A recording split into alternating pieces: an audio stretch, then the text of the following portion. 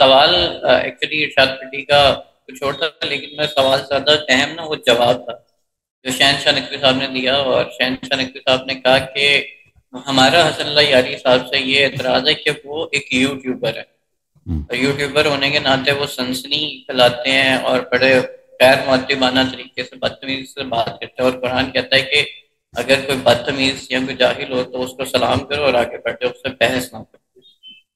اور سوال ویسے اگر سوال کہتے تو ارشاد پٹی صاحب کا یہ تھا کہ حسن اللہ یاری سے آپ لوگوں کا کیا اختلاف؟ تو سر وہ انہوں نے سیدھا ہی بتا دیا کہ آپ ایک یوٹیوبر ہیں، محقق اور محدث نہیں۔ نہیں، صحیح فرمایا انہوں نے، میں یوٹیوب پہ آتا ہوں، اس میں کوئی شک نہیں ہے۔ البتہ یوٹیوب میں آتا ہوں، میں کوئی بری باتیں نہیں کرتا، میں اکثر اہل بیت علیہ السلام کی باتیں بتاتا ہوں۔ اگر کوئی غلطی کرتا ہوں تو اللہ تعالیٰ میرے گناہوں کی مغفرت فرمائے۔ انہوں نے جو فرمایا کہ میں یوٹیوبر ہوں، یعنی یوٹیوب پہ آتا ہوں، بات ان کی صحیح ہے، اور میں گناہ کار انسان ہوں، اللہ کی میری مغفرت کرے، اور اللہ تعالیٰ انشاءاللہ شہنشاہ صاحب کو بہت مزید علم دے۔ اور یہ جو انہوں نے کہا کہ میرا لہجہ خراب ہے، میں اس بات کو مانتا ہوں کہ اگر میں زیادہ پیار سے بات کر سکوں تو یہ میرے لیے بہتر ہے۔ شاید یہ ممکن بھی نہیں ہے ایک لحاظ سے دیکھا جائے، کیونکہ جن لوگوں سے میں گفتگو کرتا ہوں یہ سیریس ٹاپکس ہوتے ہیں، ٹھیک ہے نا، اور ان میں تعارف تکلف کا کوئی وہ نہیں ملتا، یہاں پہ مجال نہیں ہوتا، فرصت نہیں ہوتی۔ لیکن اگر میں زیادہ نرمی کے ساتھ گفتگو کروں شاید وہ بہتر ہو، صحیح ہے، جس طرح وہ گفتگو کرتے ہیں اس طرح اگر میری طبیعت میں ہوتا، مجھے آتا اس طرح گفتگو کرنا، شاید وہ بہتر ہوتا۔ لیکن اگر وہ میری جگہ ہوتے نا، وہ شاید وہ مجھ سے زیادہ سخت لہجے میں گفتگو کرتے ہیں، جن لوگوں سے باتیں کرنا پڑتا ہے، جن سوالات کا جواب دینا پڑتا ہے، اور جن موضوعات پر جدیت کے ساتھ اور بغیر کسی تعارف، بغیر کسی تکلف کے گفتگو کرنا پڑتا ہے، شاید وہ مجھ سے زیادہ لہجے میں گفتگو کرتے۔ لیکن میں آپ کی خدمت میں عرض کروں کہ اگر وہ میری سپورٹ نہ کریں تو یہ میں بالکل اس بات کو سمجھتا ہوں کہ وہ کیوں میری سپورٹ نہیں کر سکتے، ٹھیک ہے نا، کیونکہ ان کا اور ہمارا فکر بہت مختلف ہے۔ ان کا جو پوزیشن ہے اور میرا جو پوزیشن ہے وہ بہت مختلف ہے۔ دیکھیں یہ ہمارے علماء کا ایک بہت بڑا المیہ ہے، یہ شخصیات سے بہت متاثر ہیں، یہ خود مقلد ہوتے ہیں۔ مقلد کا مطلب یہ ہے کہ یہ بات ہماری سمجھ میں نہیں آ سکتی، تو دوسرا جو مجتہد ہوگا، مفتی ہوگا، وہ بیان کرے گا، وہ ریسرچ اس نے کیا، اس نے صحیح ریسرچ کیا، اس کی بات میرے لیے حجت ہے۔ تو یہ لوگ خود فکر کرنے کی، سوچنے کی زحمت تو کرتے نہیں ہیں، اور یہ بہت امپریس ہوتے ہیں ہمارے علماء۔ یہ تو تقلید کرتے ہیں نا، جو تقلید الگ ہے، یہ ان کا جو بہت متاثر ہوتے ہیں، بہت امپریس ہوتے ہیں ان مشہور علماء سے، مثلا جیسے خمینی صاحب ہیں، سیستانی صاحب ہیں، اس طرح وحید خراسانی صاحب، اس طرح کے لوگوں سے، کہ انہوں نے اگر کوئی چیز کہا ہے تو حتماً وہ صحیح ہوگا، ٹھیک ہے نا۔ لیکن ان کو پتہ نہیں ہے ان کے دلائل کیا ہے، کہ اگر سیستانی نے یہ کہا ہے تو، یا خمینی صاحب نے کہا ہے، یا وحید خراسانی نے، یا خوئی نے، یا کسی نے بولا، اس کے دلیل ان کو پتہ نہیں ہوتا۔ یہ صرف اسی لحاظ سے کہ ایک بڑی شخصیت، معروف شخصیت نے یہ جملے کہے ہیں، یہ باتیں ان کے مواقف ہیں، تو یہ حتماً صحیح ہوگا۔ جب وہ میری بات سنتے ہیں کہ میں مواقف کو چیلنج کرتا ہوں، میں نہیں مانتا تقلید کو، مرجعیت کو، ولایت فقیہ کو، حکومت کو، انقلاب کو، حکومت اسلامی وغیرہ، ان باتوں کو نہیں مانتا، تو یہ ان کی مصیبت یہ ہوتی ہے، یہ دلیل کے ساتھ میری بات کو تو رد نہیں کر سکتے، کیونکہ ان کے پاس اپنا اتنا ریسرچ نالج ہے نہیں، ٹھیک ہے نا، انہوں نے ان باتوں کو پرکھنا نہیں ہوا، ان کو نہ پرکھنا آتا ہے، نہ تو دوسری طرف سے یہ بہت ساری وجوہات کی بنا پر میری تائید بھی نہیں کر سکتے، کیونکہ پھر ان کو پھر اپنے ساتھ بہت ساری باتوں کو چینج کرنا ہوگا، ٹھیک ہے نا۔ ان کے لیے آپ یہ توقع نہ رکھیں، جیسے کسی آغا خانی سے آپ توقع نہیں کر سکتے کہ وہ آغا خان کو چھوڑ کر آغا خانی رہے، تو آپ ان سے کبھی توقع نہیں کر سکتے کہ یہ لوگ مثلا خمینی صاحب کی کسی کام کو، کسی فعل، کسی جملے پہ نقد کریں، ان کے اہم جو مواقف ہیں ان کی وہ مخالفت کریں کہ یہ شیعوں کے ضرر، یا اہل بیت علیہ السلام کی تعلیمات کے موافق نہیں ہے، شیعوں کے ضرر میں ہے، ٹھیک ہے، تو یہ کبھی یہ کام نہیں کر سکتے۔ اس کے بہت سارے وجوہات ہیں۔ پہلی وجہ یہ ہے کہ ان کا اتنی فکر ہے ہی نہیں، ان لوگوں کا اتنا مطالعہ ہے ہی نہیں۔ یہ مقلد حضرات ہیں ہر لحاظ سے، انہوں نے جو وہ اوپر سے آ جائے نا، وہ جیسے وہ کہتے ہیں کہ خود انہوں نے کہا تھا کہ زکوٰۃ کے لیے بھی ہم اجازت لیتے ہیں، حالانکہ زکوٰۃ کے لیے خود مراجع بھی نہیں کہتے، اس کے لیے اجازت کی ضرورت ہوتی ہے۔ یہ جب تک وہ اوپر سے ایران سے ان کے لیے کوئی وہ جو ڈائریکشن آتا ہے وہ وہی کہیں گے، وہی بولیں گے۔ ان کے علاوہ ان کے پاس کوئی اختیارات، ان کے پاس جو اختیارات ہیں وہ یہی ہے کہ مجلس میں کون سے فضائل بیان کریں، ان کی اپنی ڈسکریشن ہوتی ہے۔ اپنی ثوابدید سے میں نے مجلس میں کون سے مصائب پڑھنے ہیں، کون سے جملے بولنے ہیں، وہ یہ اتنی وہ ان کا ڈسکریشن ہو سکتا ہے، اس سے زیادہ ان کے پاس نہ تحقیق ہے نہ کچھ ہے۔ اور پھر الگ بات ہے، دیکھیں اگر ان کا کسی کے پاس تحقیق ہو بھی، دیکھیں وہ پھر ان کا مشکل یہ ہوتا ہے کہ وہ تحقیق، جس شخص کے بعد بھی تحقیق ہو وہ حتماً مجھ سے اگری کرے گا، کیونکہ یہ باتیں اجتہاد، تقلید وغیرہ یہ باتیں تو ایسے ہی ہیں۔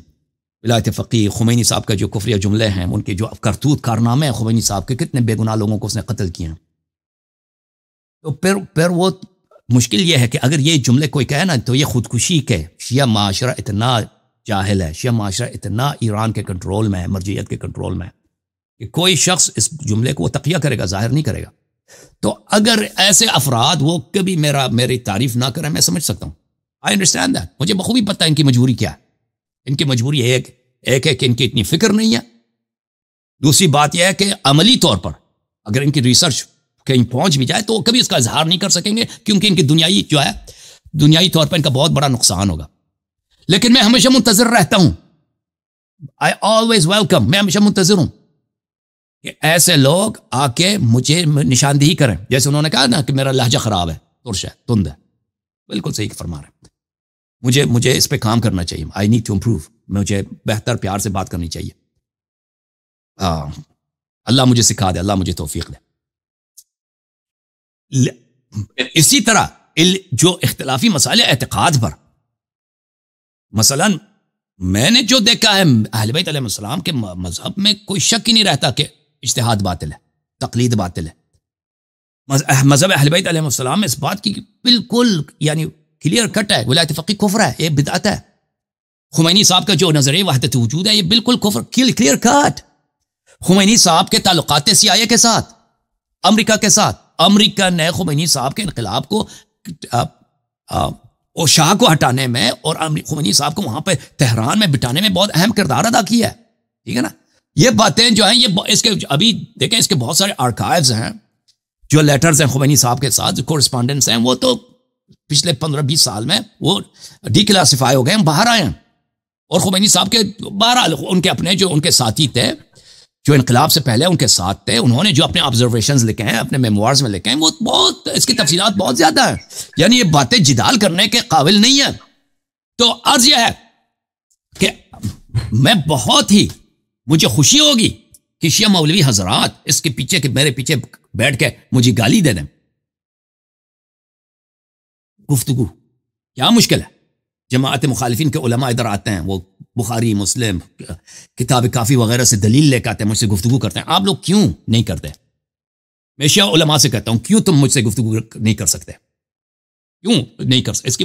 اس کی وجہ یہی ہے کہ آپ حضرات ڈرے ہوئے لوگ ہو، آپ حضرات فکری لحاظ سے نہ صرف عمل میں تم مقلد ہو، فکر میں بھی مقلد ہو، کہ جو سیستانی نے بولا ہے خمینی وہ حق ہے، وہ قرآن منزل ہے، جو اہل بیت علیہ السلام نے بولا اس سے تمہیں کام ہی نہیں ہے، ٹھیک ہے نا۔ تو یہ آپ لوگوں کا مشکل ہے کہ آپ نے، میں معصومین علیہ السلام کی باتیں نقل کرتا ہوں، اور یہ حضرات ان کے لیے دین ان کی مرجعیت ہے، نہ صرف عمل حلال و حرام میں بلکہ عقائد و اعتقاد میں۔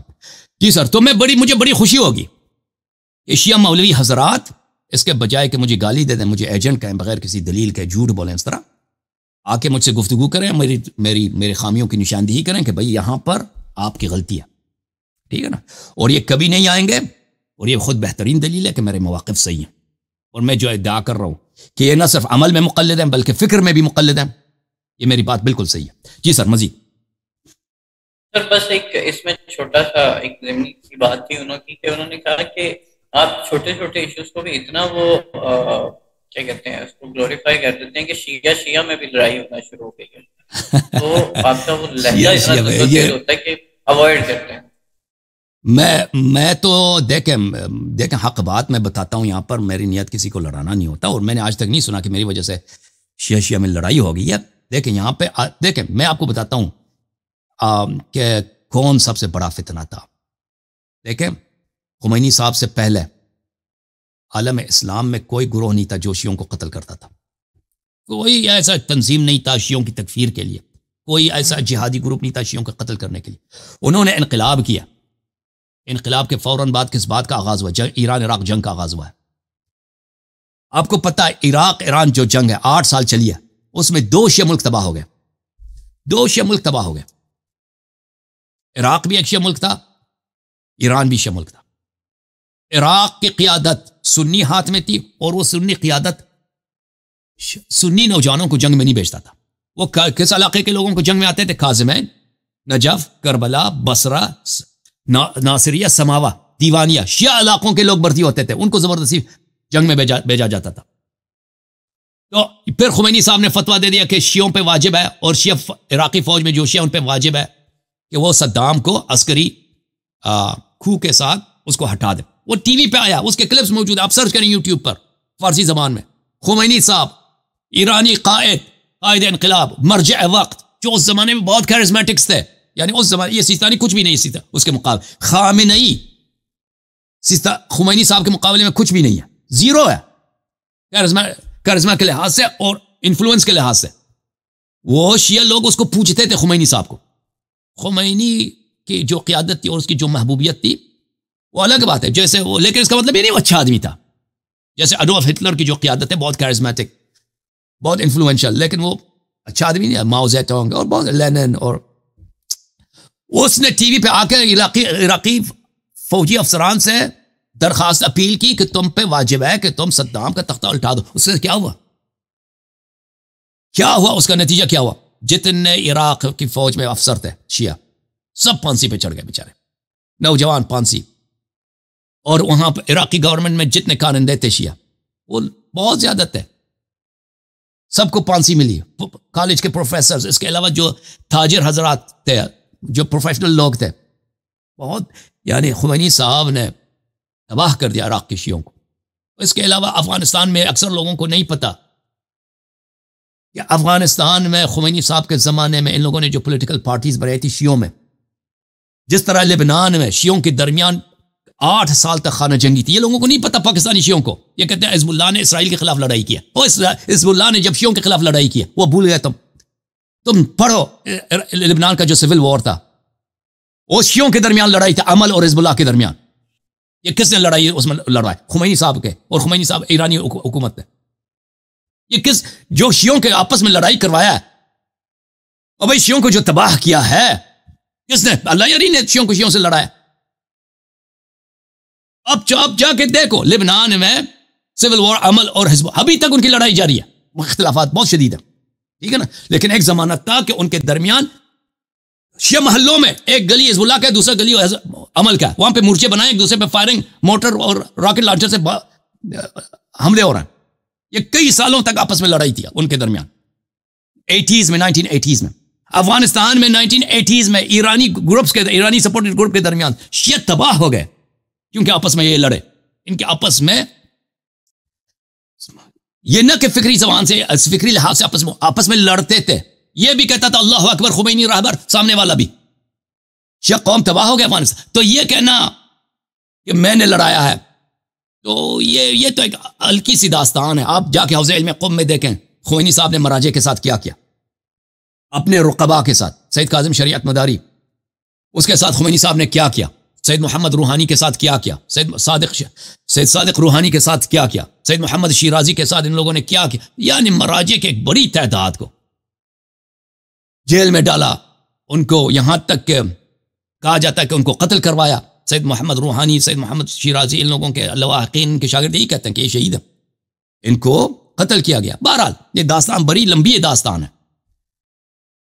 اگر میں دیکھیں، میں اگر کہتا ہوں، دیکھیں بھائی صاحب، میں کہتا ہوں مرجعیت باطل ہے. میری نیت یہ نہیں ہے کہ میں کسی سے لڑا رہا ہوں، ٹھیک ہے نا. ان کو چاہیے کہ وہ مجھ سے گفتگو کریں. میں ان کے پلیٹ فارم پہ آتا ہوں. جو میرے مخالف ہیں، تقلید والے لوگ ہیں، اجتہاد والے لوگ ہیں، وہ مجھے دعوت دیں کہ آپ آ جائیں ہمارے پلیٹ فارم پہ. چھوڑے میرے فیس بک ہے یا میرا یوٹیوب چینل، اس کو چھوڑتے ہیں، آپ کے پلیٹ فارم پہ آتے ہیں. آپ وہاں پہ مرجعیت کا دفاع کریں، انقلاب ایران کے ولایت فقیہ کا دفاع کریں کہ کسی غیر معصوم کی اتھارٹی وہی ہے جو امام علی علیہ السلام کی، جو امام حسین علیہ السلام کی، جو رسول صلی اللہ علیہ وسلم کیا. ٹھیک ہے. ان کے مواقف اتنے کفریہ ہیں، اللہ کی قسم یہ کبھی نہیں آئیں گے مجھ سے گفتگو کرنے کے لیے. یہ شیعہ جمہوری حضرات ہیں، ان کے مواقف اتنے، اور یہ اتنے ان پڑھ ہیں، یہ سب ذہنی لحاظ سے جمود کے شکار ہیں. یہ مقلد ہیں، فکر میں عمل دونوں میں. جو ایران سے آڈر آئے نا، عراق سے، یہ اسی پہ چلتا ہے. ان کا اپنا نہ فکر ہے، نہ دین ہے، نہ حدیث ہے، نہ روایت ہے، نہ تفسیر، کچھ بھی نہیں ہے ان کا، ان لوگوں کا اپنا. جی سر.